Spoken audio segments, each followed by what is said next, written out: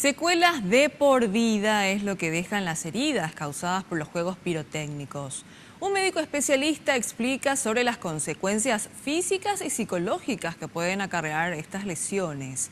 La meta del Ministerio de Salud es llegar a 0 lesionados en las fiestas de fin de año. El doctor Jesús Marín, cirujano especialista en manos, se mostró preocupado por la inconsciencia de las personas a la hora de manipular petardos. Menciona que las cirugías reconstructivas y amputaciones de manos va en aumento cada fin de año. Una herida más o menos grave está entre 20 millones aproximadamente. Un paciente que se lesiona con una herida del tipo de Villarrica, del paciente de Villarrica, estaría arriba de los 100 millones de guaraníes. ¿Por qué? Porque nosotros tenemos que salvar primero la vida, el miembro y la función.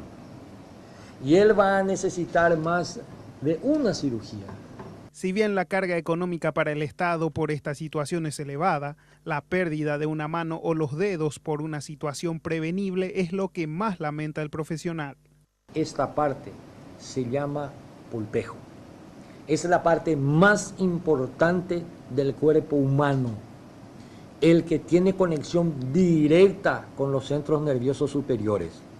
Además, se encuentran aquí unos corpúsculos específicos de Pacini, Rubini, etcétera, que nos dan lo que nosotros llamamos desde el punto de vista médico la estereognosia.